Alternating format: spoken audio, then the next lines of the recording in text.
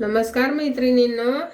आज आपण प्रेमाच्या रसोई चॅनलवर तुमचं मनापासून स्वागत. तर आज आपण गणपती बाप्पासाठी ड्रायफ्रूट मोदक करणार आहोत. तर हे बघा, मी खजूर घेतली, हे घेतलंय, अंजीर घेतले, अंजीर भिजून घेतले. हे बघा, असे भिजून घ्यायचे, थोडा वेळ भिजत घातले होते, 1 तासभर. आणि त्यासाठी पिस्ता, बदाम, काजू घेतले, खसखस, विलायची पावडर, थोडं केसर आणि थोडासा गूळ घेतलाय. तर आता आपण हे भिजलेले अंजीर असे कापून घ्यायचे, थोडेसे असे कापून घ्यायचे, म्हणजे मिक्सरला ते बारीक होतात. हे बघा, अशा पद्धतीने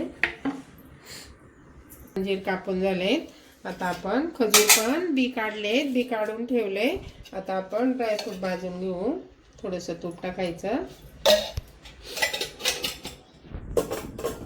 1 चमचा तूप टाकले. आता आपण बदाम, पिस्ता, काजू आणि खसखस चांगली भाजून घ्यायची.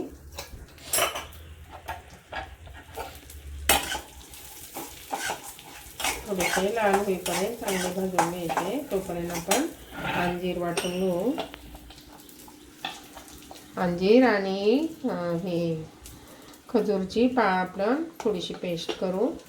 आपले अंजीर बारीक झाले. आता आपण असे काढून घेऊ. हे मोदक पौष्टिक पण असतात आणि बाप्पासाठी पण, प्रसादासाठी पण आपण करणार आहोत. आता आपण खजूर थोडीशी बारीक करून घेऊ.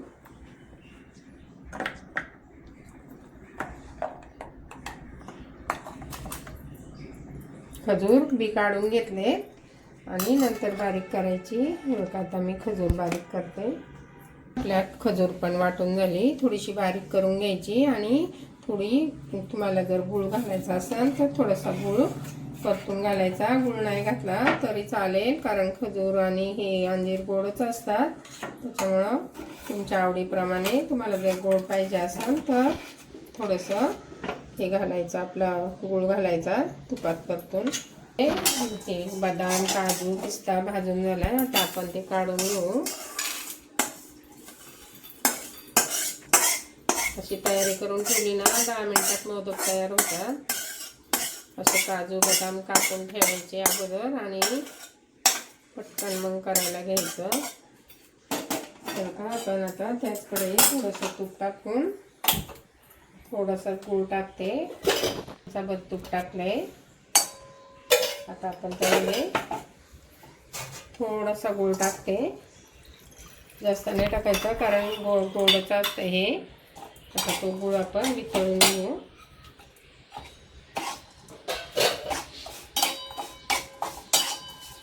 तर असं वितळून घ्यायचं आपल्याला. आणि थोडंसं मग खजूर त्याच्यात परतून घ्यायची. तर आपला गूळ वितळलाय. आता आपण हे अंजीर आणि खजूर त्याच्यात परतून घेऊ. थोडीशी मऊ होईपर्यंत परतून घ्यायचं. मिक्सरला नाही वाटलं ना, असं परतवलं तरी चालतं. कडक असली तर मिक्सरला वाटा. तर आता आपले खजूर आणि अंजीर चांगले मऊ झालेत. आता आपण त्याच्यातच ड्रायफ्रूट टाकू, चांगले मिक्स करून घेऊ. थोडंसं मीठ टाकायचं, गॅस बंद करू. हे बघा, मी थोडंसं विलायची पावडर आणि जायफळ पावडर आहे ती टाकली. थोडंसं चिमूटभरच, एकदम चिमूटभर मीठ टाकायचं आणि छान परतून घ्यायचं.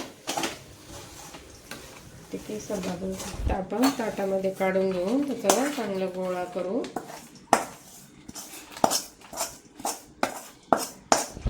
हे बघा, असं थंड करून घ्यायचं, चांगलं मिक्स करून घ्यायचं छान.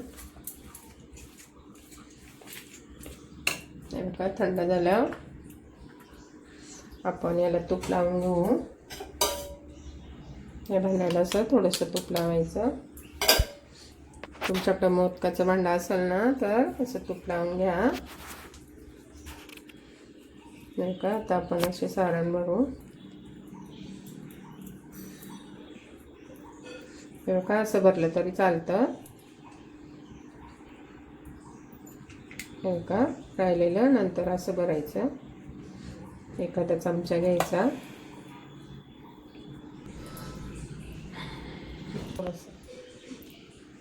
हे बघा, आता मी उघडून दाखवते. बघा, आपला असा मोदक झाला आहे. हे बघा, आता पण काढून घेऊ. हे बघा किती छान झाला आहे. तर तुम्हाला अजून एक करून दाखवते.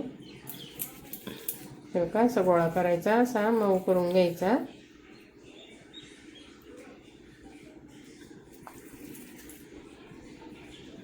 साचा असला ना, साच्यात येतात.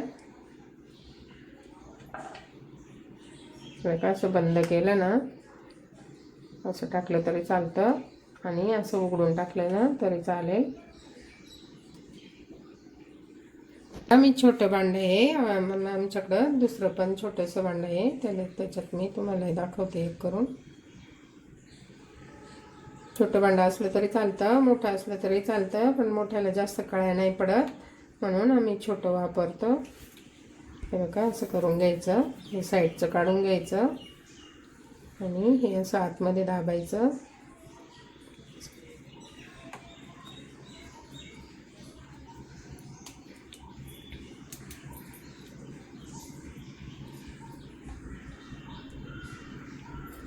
हे बघा, असे छान होतात.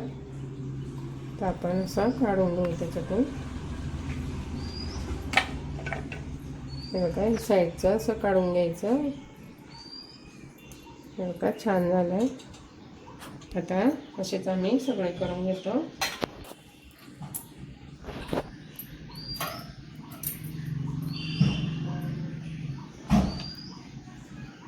असेच आम्ही आता सगळे मोदक करून घेतो. तर का आपला शेवटचा मोदक आहे. बरोबर 21 एक मोठा आणि छोट्या भांड्याने बरोबर तेवढ्या मापात 21 मोदक झालेत. एक पण कमी जास्त झाला नाही, उरलं पण नाही, सारण पण उरलं नाही आणि मोदक पण बरोबर 21 झाले. गणपती बाप्पाला आवडतात तेवढेच झाले. तर आपण हे असं काढून घेऊ थोडंसं.